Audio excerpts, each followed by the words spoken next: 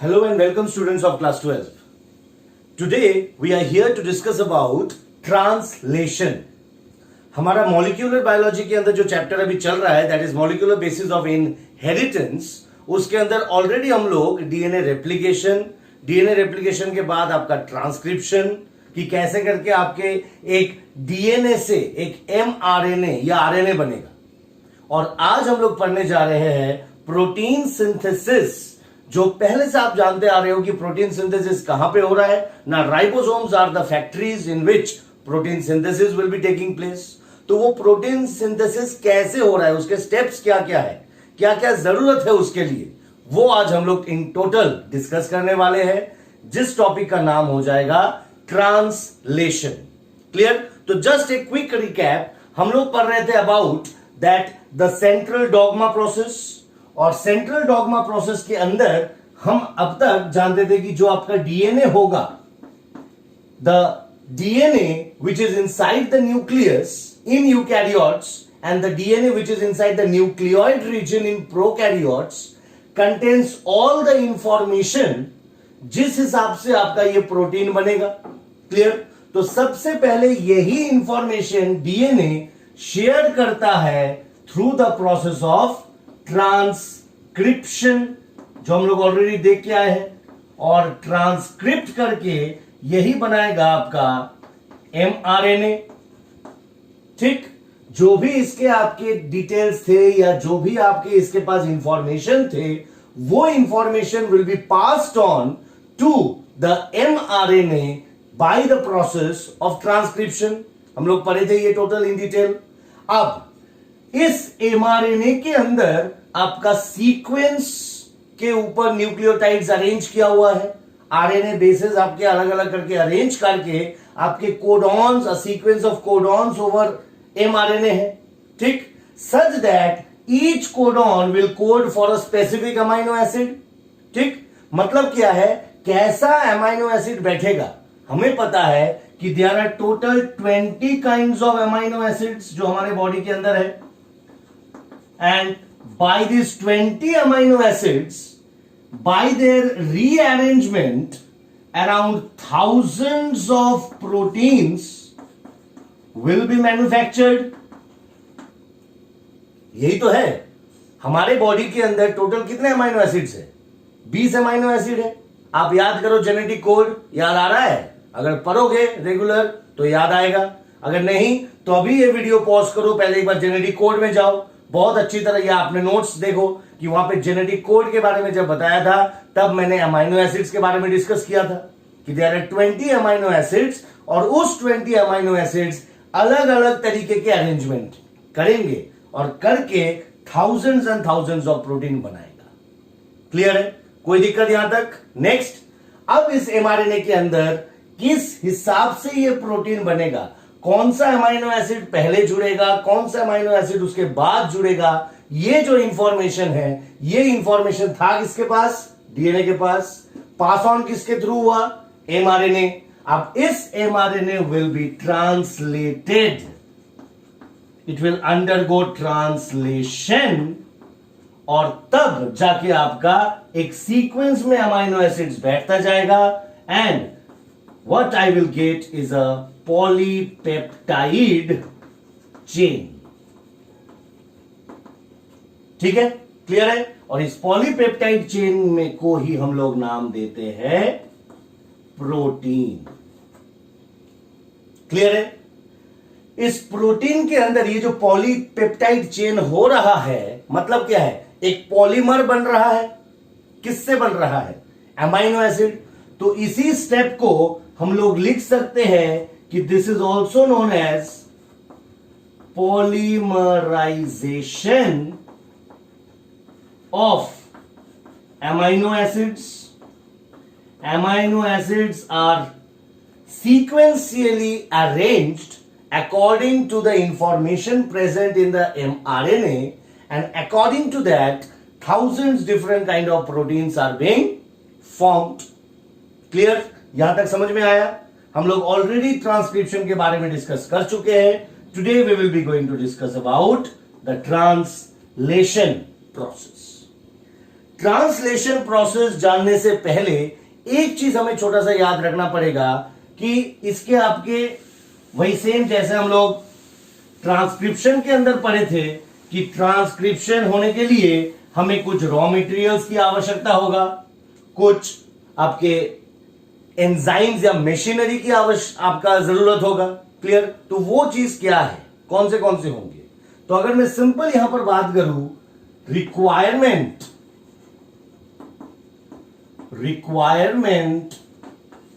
For translation, या translation का ही हम लोग नॉर्मल नाम दे सकते हैं प्रोटीन सिंथेसिस।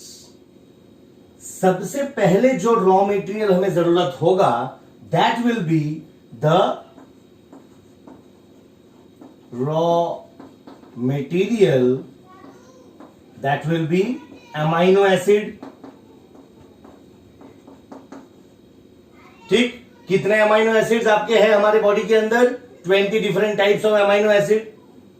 अब अगर मैं आपसे पूछूं कि व्हाट इज द सोर्स, कहां से ये अमाइनो एसिड्स आया हमारे बॉडी के अंदर ना, हम लोग क्लास 11 के अंदर पढ़ के आए हो कि प्रोटीन जो भी हम लोग इनटेक करते हैं that proteins get digested in our body, और वही प्रोटीन जब ब्रेक डाउन होगा तो ultimately the end products of protein digestion will be आपके consist of amino acids.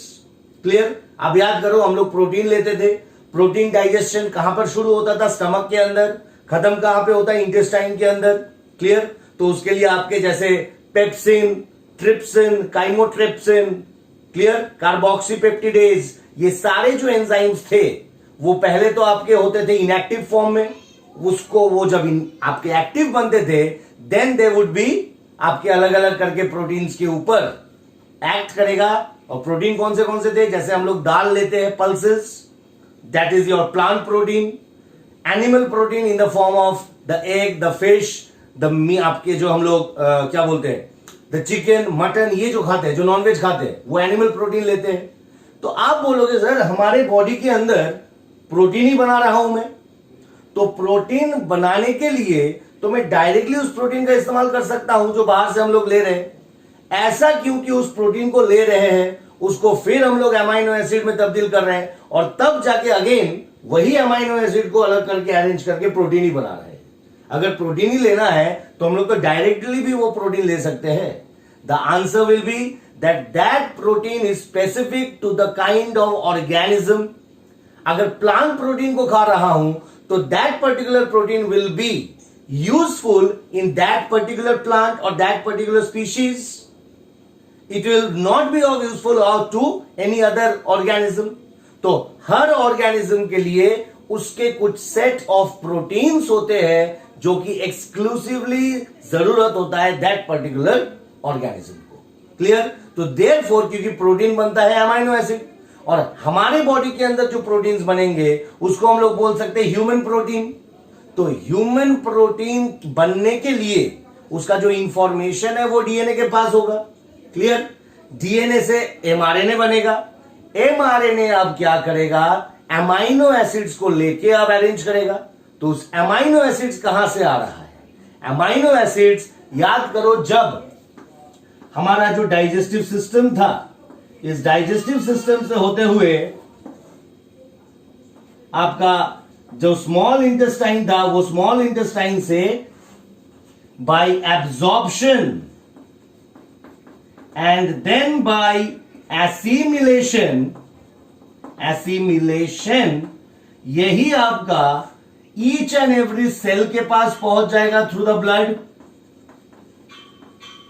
Blood यही अमाइनो एसिड्स को लेके और हर एक सेल के पास पहुंचाएगा। सेल के पास उसके खुद का आपका डीएनए होगा, जिस हिसाब से वही अमाइनो एसिड्स को इस्तेमाल करते हुए वो हमारा एक नेसेसरी प्रोटीन चेन बनाएगा through the process of translation. Clear है? ठीक, तो सेल के पास जो amino acid as a raw material मिल रहा है, दैट अमाइनो एसिड का सोर्स क्या होगा ना, जो हम लोग इनटेक कर रहे हैं, the plant protein and the animal protein. तो animal and plant proteins are the source which are getting digested, which are getting broken down, and then they are absorbed and assimilated through the blood to each and every cell, such that each and every cell will be having the 20 different kinds of amino acid. कोई दिक्कत? अच्छी तरह समझ में आया? तो पहला जो हमारा मोस्ट एसेंशियल रॉ मटेरियल होगा, that will be amino acid. Next, इस अमाइनो एसिड को अरेंज करना है सीक्वेंस के अंदर, जिसके लिए हमें बहुत ज्यादा अमाउंट ऑफ एनर्जी होगा. क्लियर? तो energy in the form of, यहां पर चाहिए होगा हमें generally in the form of ATP and in the form of GTP, guanosine triphosphate and adenosine triphosphate. Clear है? ये दोनों हमें चाहिए होगा जो एनर्जी देगा इस पूरे ट्रांसलेशन प्रोसेस को सही ढंग से होने के लिए. After that we will be requiring the machinery. जो मशीनरी हमें मदद करेगा प्रोटीन ट्रांसलेशन के अंदर, तो सबसे पहले यहां पर जो मशीनरी होगा, that will be the RNase. कौन से आरएनएज ना? एक तो आपका जो एमआरएनए होगा, जो सीक्वेंस को लाएगा कि किस हिसाब से आपका बैठेगा किसके बाद. And then we will be requiring the tRNA, the transfer RNA. इसका भी हम लोग काम देखेंगे कि ट्रांसफर आरएनए करता क्या है. ठीक? तो ये दो टाइप के हमें आरएनए चाहिए होगा इसके अंदर, और कुछ एंजाइम्स भी चाहिए होगा. Clear? And very most important, magnesium divalent cations भी चाहिए होगा हमें. क्लियर है? ठीक? कब कब क्या जरूरत पड़ेगा हम लोग देखेंगे. So we need raw materials के अंदर amino acid and energy in the form of ATP and GTP. जब हम लोग मशीनरी की बात करते हैं, आरएनए चाहिए होगा दो प्रकार के, एमआरएनए और टीआरएनए. एंजाइम्स चाहिए होगा, क्या क्या हम लोग जब स्टेप्स देखेंगे तब मैं बताते जाऊंगा. और एक डाइवैलेंट कैटायन चाहिए, दैट इज योर मैग्नीशियम 2+, मतलब एक डाइवैलेंट कैटायन चाहिए होगा इन द फॉर्म ऑफ मैग्नीशियम. अब यहां पर हमें कुछ ट्रांसलेशनल फैक्टर्स की जरूरत पड़ेगा. आप याद करो, जब हम लोग बात कर रहे थे in transcription, that there were different steps, initiation, elongation and termination. ठीक वैसे ही ट्रांसक्रिप्शन के अंदर भी इस 3 टाइप के अलग अलग फैक्टर्स काम करेगा. तो सबसे पहले जो आपका हो जाएगा, that will be the initiation, sorry, it will be the initiation factor. ठीक? Next, elongation factor. ये क्या क्या फैक्टर्स है और इनके काम क्या है, we will be discussing this in totality when we will be going through each and every step of this protein synthesis. And finally, जब प्रोटीन बन जाएगा तो obviously there will be a termination factor. ठीक? तो नाम से ही पता चल रहा है हमें कि there are generally 3 steps which are into the translation factors: the initiation factor, elongation factor और आपका जो टर्मिनेशन फैक्टर है. क्लियर? अच्छी तरह समझ में आया ये चीज. अब ये तो हो गया ट्रांसलेशन फैक्टर्स. इसका मतलब ये नहीं है कि आपके 3 ही स्टेप है सिर्फ. इससे पहले भी 2 स्टेप बहुत इंपॉर्टेंट है जो हमें जानना पड़ेगा. चलिए देखते हैं वो भी. सबसे पहले मैं आपको एक बेसिक आइडिया दूंगा कि कैसे करके आपके कोई भी एक प्रोटीन सिंथेसिस हो रहा है सेल के अंदर. And for that I require to draw a cell. थोड़ा सा बड़ा करके ड्रॉ कर रहा हूं ताकि आपको बहुत अच्छी तरह ये समझ में आए. क्योंकि यहां पर, अच्छा, और एक चीज, what is the site of translation.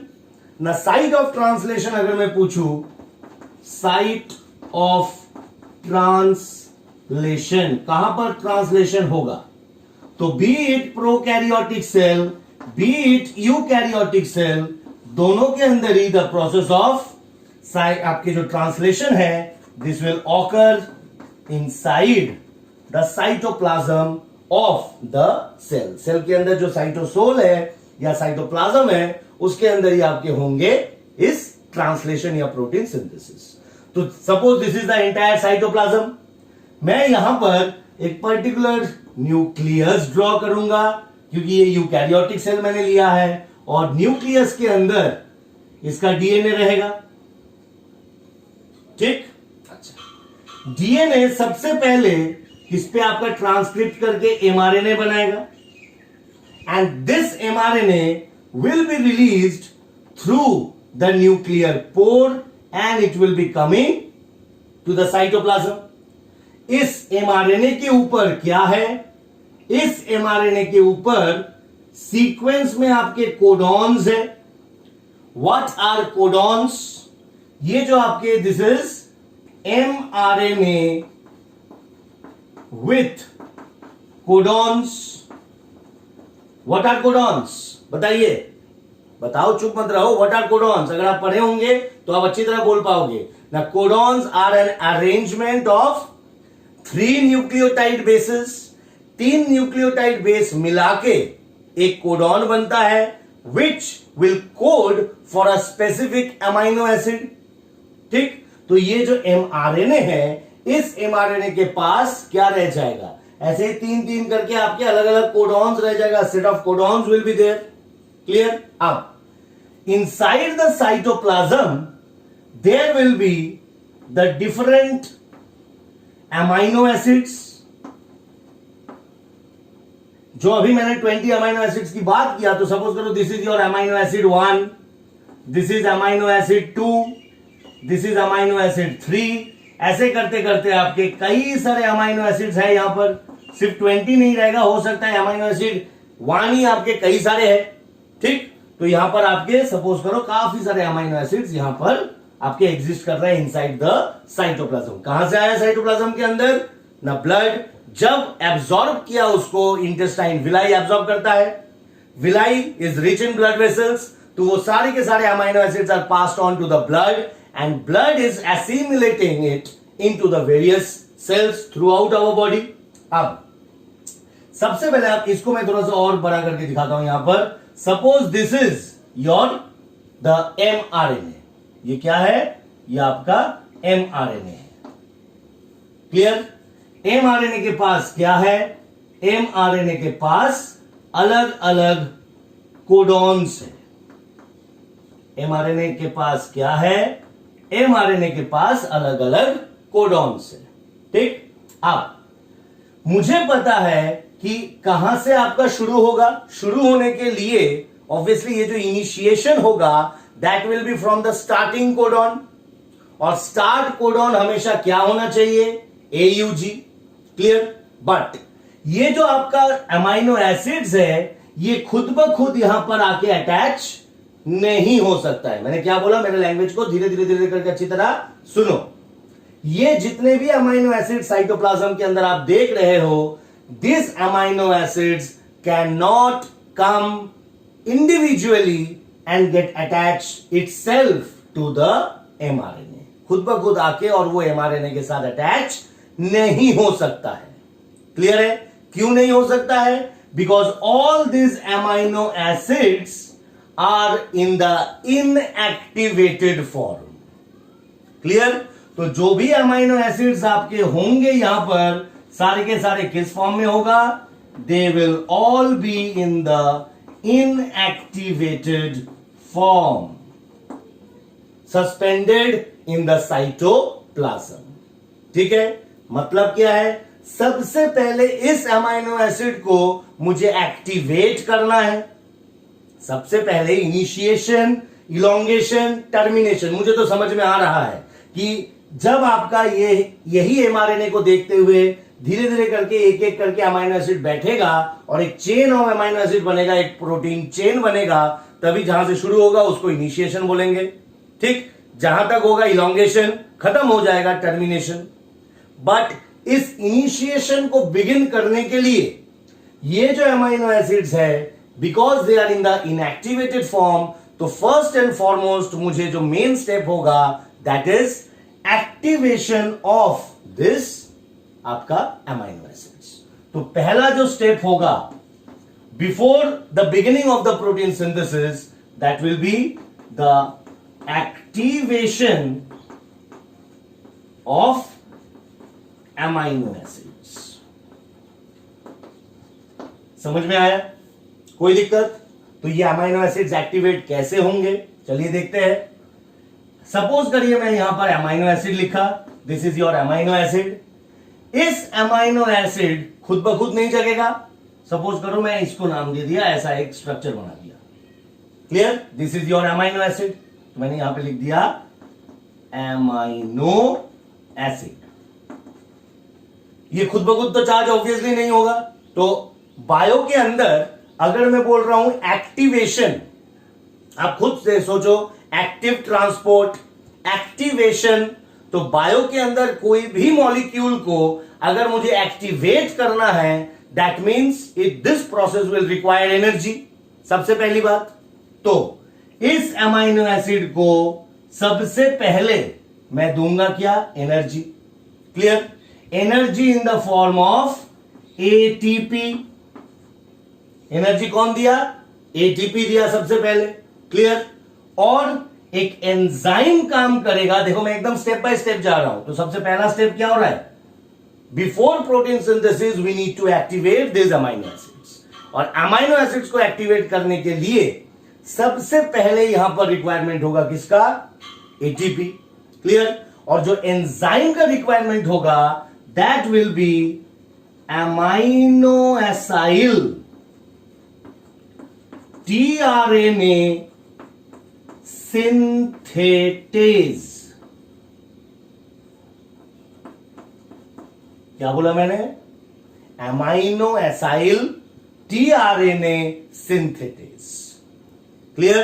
Because जब तक ये अमाइनो एसिड आपका एक्टिवेट नहीं होगा, this amino acid can not get attach to the tRNA. मतलब टीआरएनए भी आपके कई सारे होंगे. मैं ऐसे करके इस टीआरएनए को ड्रॉ कर रहा हूं. कई सारे आपके ऐसे करके टीआरएनए भी इधर होंगे. ये जो 3 लूप्स होते हैं टीआरएनए के, ठीक? हर एक टीआरएनए के लिए these are all your the transfer RNA या टीआरएनए.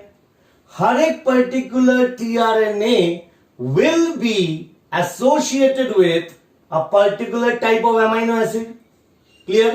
तो सबसे पहले जो होता है ये टीआरएनए अमाइनो एसिड के साथ अटैच होगा और तब ये टीआरएनए यहां पर बैठ के कहां पर बैठेगा? जिसके साथ उसका आपका एंटीकोडॉन है.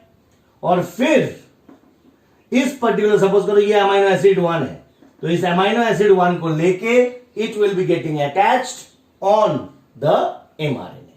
क्लियर? ये आपका होता है. और ये जो आपका अटैचमेंट हो रहा है, it is happening in the larger सब unit of the ribosome and this is happening in the smaller सब यूनिट ऑफ द राइबोसोम. मतलब ये दोनों मिला के आपका the 2 units of the ribosome बोल सकता हूं. वो भी हम लोग आएंगे कि राइबोसोम के हम लोग पार्ट्स देखेंगे कि कहां पर आपका टीआरएनए अटैच होता है, कहां पे एमआरएनए अटैच होगा, वो भी मैं अभी डिस्कस करने वाला हूं. सबसे पहले सुनो, आप एकदम स्टेप बाय स्टेप चलो. एक्टिवेशन ऑफ अमाइनो एसिड क्या है ना? हमेशा ये जो टीआरएनए भी इसके साथ जुड़ेगा, ये ऐसा नहीं जुड़ सकता. ये तभी जुड़ेगा जब ये अमाइनो एसिड्स क्या होगा? चार्ज्ड होगा या आपका एक्टिवेटेड होगा. तो एक्टिवेशन के लिए एटीपी की जरूरत होगा और एक आपका एंजाइम की आवश्यकता होगा, that is amino acyl tRNA synthetase. ठीक? तो ये क्या बनेगा ना? ये जो अमाइनो एसिड है, अब इस अमाइनो एसिड के ऊपर एंजाइम बैठ गया. This is your enzyme.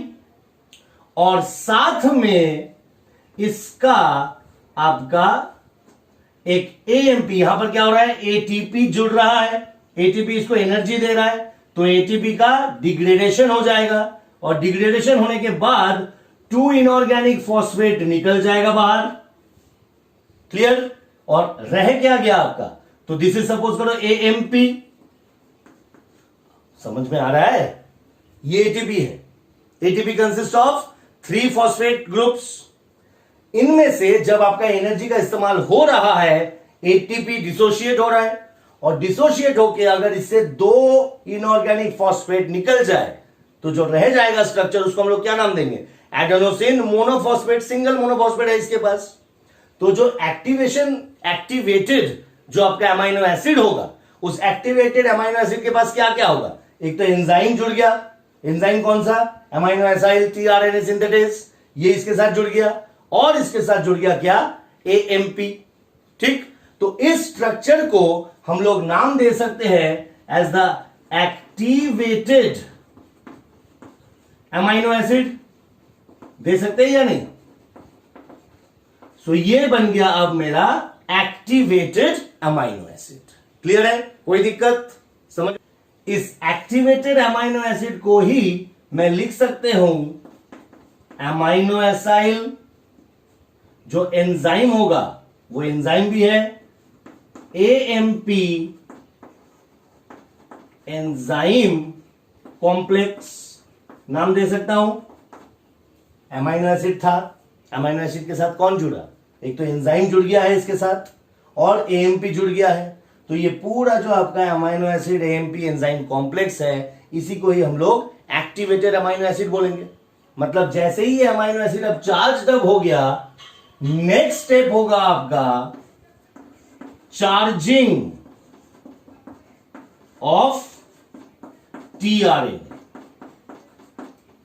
मतलब अब इस activated amino acid will be attaching to the molecule of the transfer RNA। आया समझ?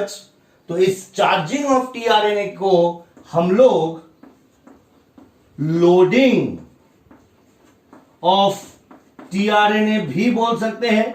अगर टीआरएनए को हम लोग कोई व्हीकल के हिसाब से जानते हैं, मतलब सपोज करो दिस इज अ ट्रक, ये ट्रक है, तो ये अमाइनो एसिड को इसके ऊपर बैठाएगा और फिर इसको ले आके और जो इसके स्पेसिफिक एंटीकोडॉन है उस एंटीकोडॉन के साथ ये कोडॉन मैच करके इस अमाइनो एसिड को ये लेके आएगा। मतलब कहीं ना कहीं लोडिंग हो रहा है और लोडिंग करके ये लाएगा पर्टिकुलर एमआरएनए के ऊपर और फिर उसको अनलोड कर देगा यहां पर। ठीक है, तो इसीलिए दिस स्टेप को हम लोग नाम देते हैं चार्जिंग ऑफ टीआरएनए या लोडिंग ऑफ टीआरएनए। इसको थोड़ा देख लेते हैं, समझ लेते हैं। अब सपोज करो दिस इज योर, ये टीआरएनए था। क्लियर? हम लोगों को पता है कि ये टीआरएनए का जो ये पोर्शन है, this portion will be the amino aside attachment group. याद करो, ये तो एंटीकोडॉन लूप है, this is ribosomal attachment loop और ये एंजाइम लूप। क्लियर? ये जो पोर्शन था सीसीए, याद करो आप, this was your amino aside आपके बाइंडिंग ग्रुप। ठीक, तो दिस टीआरएनए अपने स्पेसिफिक चार्ज्ड अमाइनो एसिड के साथ आएगा। This is your enzyme and this is AMP. तो जब ये अमाइनो एसाइड जो आपका ये एक्टिवेटेड अमाइनो एसाइड कॉम्प्लेक्स है, ये जब इसके साथ जुड़ रहा है, तब दोनों मिला के क्या हो रहा है? ये क्या था? ये आपका एएमपी एंजाइम कॉम्प्लेक्स। तो इसके साथ आपका क्या हो गया? चार्ज हो गया। तो this will be the charged tRNA amino acid AMP enzyme complex. बोल सकता हूं या नहीं? ठीक है, ये जो दोनों है ये आपके स्ट्रक्चर बना के क्या बना रहा है? Charged tRNA associating with the amino acid AMP enzyme complex. कोई दिक्कत है? कोई दिक्कत है? और इसी को ही तब हम लोग बोलेंगे कि इसका ही स्ट्रक्चर हो जाएगा और ये आपका अमाइनो एसिड इसके साथ बैठ गया। क्लियर? और इस स्ट्रक्चर को ही हम लोग नाम दे सकते हैं द चार्ज्ड टीआरएनए। तो what do you mean by charged tRNA? Charge tRNA हम लोग बोल सकते हैं उस पर्टिकुलर टीआरएनए को जो अटैच हो गया है with the activated amino acid. कोई दिक्कत है? यहां तक अच्छी तरह समझ में आया? एक बार और देख लो अच्छी तरह। ये हमारा डीएनए था विच is inside the nucleus. DNA will be converting into the mRNA. MRNA जैसे ही आपका ट्रांसक्रिप्शन हो गया, it will be releasing out into the cytoplasm from the nucleus. MRNA के पास सारे सीक्वेंस में आपके कोडॉन्स रहेगा, जिस हिसाब से आपके अमाइनो एसिड अरेंज होगा। अमाइनो एसिड डाइजेशन से जब हम लोग एसिमिलेशन करते हैं, सारे अमाइनो एसिड्स आपके पहुंच जाते हैं सेल के अंदर। क्लियर? बट ये जो amino acids, they are all in the inactivated form. तो before protein synthesis can start, all these amino acids needs to be activated. Clear? और उस एक्टिवेशन ऑफ जो अमाइनो एसिड्स होगा, इसके लिए सबसे पहले एनर्जी की आवश्यकता होगा। और थ्रू आउट मैंने एक चीज बहुत इंपॉर्टेंट मिस कर दिया था, the use of Mg2+, that is जो आपका मैग्नीशियम डाइवेलेंट कैटायन हम लोग लिखे थे, उसका भी यहां पर बहुत ज्यादा जरूरी होगा। क्लियर? थ्रू आउट यहां पर भी प्लस, यहां पर भी Mg2+ की आवश्यकता होगा। तो यहां पर क्या हो रहा है? अमाइनो एसिड था इनएक्टिवेटेड, जुड़ा आपका एनर्जी के साथ और जुड़ा आपका एक एंजाइम के साथ, जिस एंजाइम का नाम है amino acyl tRNA synthetase enzyme. तो क्या हुआ? यही अमाइनो एसिड एंजाइम तो बैठ गया इसके ऊपर, साथ साथ ये जो एटीपी है, जब ये एनर्जी दे दिया मतलब ये डिसोशिएट करेगा, एंड डिसोशिएटिंग ऑफ दिस एटीपी, जब ये आपका दो इनऑर्गेनिक फॉस्फेट बाहर निकल जाएगा, तभी ऊर्जा निकलेगा, एनर्जी निकलेगा, and that energy will be helping in associating and activating this inactivated amino acid. Clear है? तो जो आपका अमाइनो एसिड होगा वो लिंक हो जाएगा एंजाइम के साथ और एमपी के साथ। तो ये जो स्ट्रक्चर बना, इस स्ट्रक्चर को हम लोग बोलते हैं एक्टिवेटेड अमाइनो एसिड, और इसको अगर खोल के लिखेंगे तो है क्या? अमाइनो एसिड है, एमपी के साथ अटैच हो रहा है, ऊपर एंजाइम बैठ रहा है। कौन सा एंजाइम? आप लिख सकते हो यही अमाइनो एसाइल टीआरएनए सिंथेटेज। ठीक? तो ये एंजाइम हो गया और ये बन गया आपका activated amino acid complex. Clear? अब ये बिल्कुल तैयार हो गया है, किसमें? लोड होने में। कौन किसके अंदर लोड होगा? टीआरएनए के अंदर, क्योंकि टीआरएनए ही होगा जो ट्रांसफर करेगा that activated amino acid, and it will be attaching to the proper mRNA, जहां जिसका आपका सीक्वेंस है, उस सीक्वेंस के ऊपर आके उसको बैठाता चला जाएगा। क्लियर है? तो next step will be my charging of tRNA, जिसको हम लोग बोल सकते हैं लोडिंग ऑफ टीआरएनए भी। क्लियर? चार्जिंग ऑफ टीआरएनए मतलब जैसे अमाइनो एसिड है वैसे ही उस पर्टिकुलर अमाइनो, ऐसा नहीं है कि हर टीआरएनए के पास हर आपके अमाइनो एसिड वैसे ही जुड़ जाएगा, वो भी किसके स्पेसिफिक होगा? जो एंटीकोडॉन के स्पेसिफिक होगा। तो there will be specific tRNA for the specific amino acid. बहुत अच्छी तरह याद रखना। क्लियर? अगर आपके पास 20 अमाइनो एसिड्स है, तो उस 20 अमाइनो एसिड्स के लिए, उसको आपका लिंकअप करने के लिए, लोड करने के लिए अलग अलग 20 टाइप्स ऑफ टीआरएनए भी वहां पर होना चाहिए। कोई दिक्कत? समझ में आ गया? नेक्स्ट, सो एक आपका पर्टिकुलर टीआरएनए जो होगा, वो टीआरएनए के पास अटैचमेंट साइट होगा, जहां पर आपका ये एक्टिवेटेड अमाइनो एसिड आके जुड़ेगा। तो ये दोनों जब जुड़ रहा है तो कुछ ऐसा स्ट्रक्चर बन रहा है। This is your tRNA which is getting attached with the activated amino acid, and hence this forms a charged tRNA. ये क्या बन गया? ये बन गया अपना एक चार्ज्ड tRNA। और ये जो कॉम्प्लेक्स है, इस कॉम्प्लेक्स को हम लोग क्या नाम देंगे? अभी तक हम लोग पढ़ रहे थे। तो चार्ज tRNA किसके साथ जुड़ा? Amino acid AMP enzyme complex, यही तो आके अटैच हो गया इसके साथ। तो वही सेम आपका पूरा एक यही नाम हो गया। कोई दिक्कत? यहां तक समझ में आ रहा है अच्छी तरह?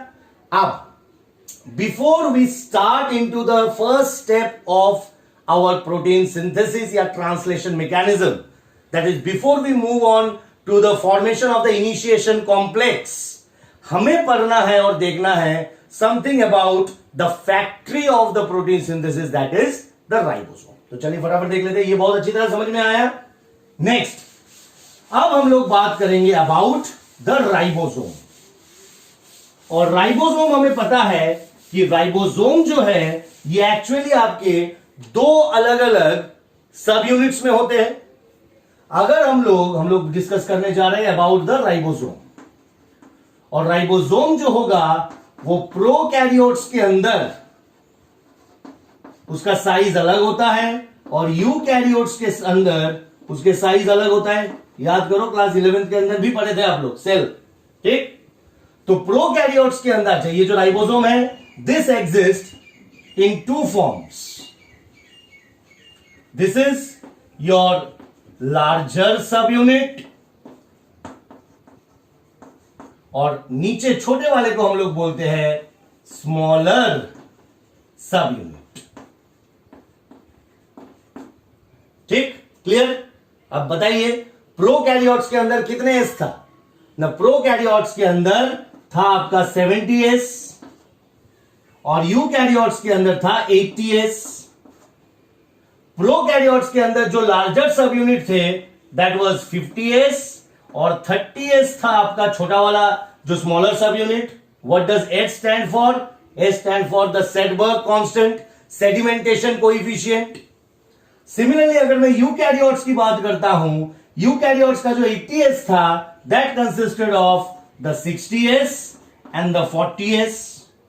क्लियर? तो this was the rough overview of the ribosome.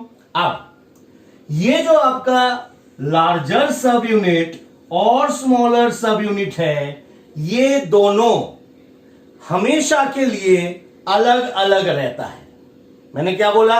अगर मुझे ये दोनों एक साथ जुड़ा हुआ नहीं मिल रहा है, that means no protein synthesis is taking place. या अगर मुझे एक particular ribosome without any association between the larger subunit and the smaller subunit मिल रहा है, इसका मतलब ही है कि दोनों बिल्कुल अलग अलग है। मतलब कोई भी प्रोटीन सिंथेसिस नहीं हो रहा है। मतलब दिस टू सब यूनिट्स इकट्ठा होके एक एसोसिएशन बनाएगा। कब? Only during, so close association will be taking place only during protein synthesis. जब प्रोटीन सिंथेसिस होने वाला होगा या चालू होगा, तब ही जाके आपके ये जो दोनों अलग अलग सब यूनिट्स है, they will be coming and attaching one over other या क्लोज टू, मतलब ये दोनों क्लोजली बाइंड हो जाएगा। इस बाइंडिंग के लिए जो मेन फैक्टर काम कर रहा है, that is again the presence of Mg2+ cation. Clear? मतलब अगर इस Mg2+ कैटायन का जो आपका मात्रा है, अगर इसका मात्रा ज्यादा हो रहा है, तो इसके वजह से ही ये जो दो अलग अलग आपके सब यूनिट्स थे, at the starting of the protein synthesis they come close to each others. Clear? तो ऑब्वियसली देखो, activation of the amino acid, charging of the tRNA, उसके बाद जब इनिशिएशन शुरू होगा तो ये दोनों आके एक साथ बैठना, हमेशा इस स्टेप के लिए हमें मैग्नीशियम की बहुत ज्यादा आवश्यकता होगा। समझ में आ रहा है अच्छी तरह? अब अगर हम लोग इस स्ट्रक्चर की बात करते हैं, तो इस स्ट्रक्चर को देखने के लिए हमें, this is your suppose the larger subunit and this is suppose the smaller सब यूनिट। क्लियर? तो इस लार्जर सब यूनिट और स्मॉलर सब यूनिट के यहां पर तीन अलग अलग जगह होता है। There are 3 spots. ठीक, ऐसे करके इस स्पॉट को हम लोग पी साइट नाम देते हैं। क्या नाम देते हैं? P site. किसके? Peptidyl tRNA binding site. क्या नाम देते हैं इसको हम लोग? जो पी साइट होता है, दिस इज योर लार्जर सब यूनिट। ये हो जाएगा मेरा लार्जर सब यूनिट, ये हो जाएगा मेरा स्मॉलर सब यूनिट ऑफ द राइबोसोम। और इसके अंदर जो बीच वाला आपका एरिया होगा, ये मेन एरिया है, that is also known as the P site. This will be P site. P site क्यों? Because peptidyl tRNA binding site यहीं पे होगा। मतलब जो हमारा mRNA, सपोज करो दिस इज योर mRNA का पहला कोडॉन क्या होगा? स्टार्ट कोडॉन, मतलब इसके पास AUG होना चाहिए। तो इस AUG के वजह से जो tRNA आके यहां पर अटैच होगा उसके पास इसी के ही एंटीकोडॉन होना चाहिए। मतलब A अगर यहां पर है तो U, A और C, और इसके साथ जो आपके अटैच होगा अमाइनो एसिड, आप बताओ खुद AUG कौन सा अमाइनो एसिड का कोड करेगा ना? AUG विल बी कोडिंग, अगर ये प्रोकैरियोट्स है तो फॉर्माइल मीथियोनिन, और अगर यूकैरियोट्स है तो सिर्फ मिथियोनिन नाम दूंगा मैं। ठीक, क्लियर है? क्या बोला मैंने? This is your mRNA। तो mRNA जब आपका इनिशिएशन होगा किसका? प्रोटीन सिंथेसिस का, तो ऑब्वियसली कौन से पोर्शन से होगा? जो स्टार्ट कोडॉन होगा, और स्टार्ट कोडॉन हमें पता है कौन सा है? AUG। मतलब इस mRNA के ऊपर पहला कोड क्या होगा? AUG। AUG के वजह से जो चार्ज tRNA आएगा वो tRNA ऑब्वियसली उसके ऑपोजिट होगा, कॉम्प्लीमेंट्री UAC। ठीक, और ये जो अमाइनो एसिड को वो लेके आएगा, इस अमाइनो एसिड का नाम क्या होगा ना? हम लोग पता है AUG किसको करेगा? मिथियोनिन का। एक नया चीज आपने सीख लिया कि अगर वो प्रोकैरियोट्स है तो प्रोकैरियोट्स के अंदर उस पर्टिकुलर अमाइनो एसिड को हम लोग क्या नाम देंगे? Formyl methionine. और वही चीज अगर यूकैरियोट्स है, जैसे कि आपके बुक्स के अंदर दिया हुआ है, it is also known as methionine, या जिसको हम लोग मेट से भी डिनोट करते हैं, MET। क्लियर? तो इस टाइप ऑफ tRNA को हम लोग नाम दे सकते हैं इनिशिएटर tRNA, क्योंकि यही पहला tRNA होगा जो आके बाइंड करेगा किसके पास? AUG के साथ, स्टार्ट कोडॉन के साथ। ठीक है, तो ये जो बाइंडिंग फैक्टर होगा, सपोज करो दिस इज द लार्जर सब यूनिट, ये जो tRNA आके जुड़ रहा है, यही साइट को हम लोग P साइट की बात करते हैं। मतलब जब इनिशिएशन होगा, जो हम लोग नेक्स्ट में देखेंगे कि जो इनिशिएशन में होगा, सबसे पहले ऐसे ही आपका एक tRNA will be attaching itself to the P site, जहां पे आपका प्रोटीन चेन बनेगा, या पेप्टाइडिल tRNA जहां पे आपका मेनली अटैच होगा। ठीक, क्लियर? अच्छा, ये जो साइट है इसको हम लोग नाम दे सकते हैं A साइट।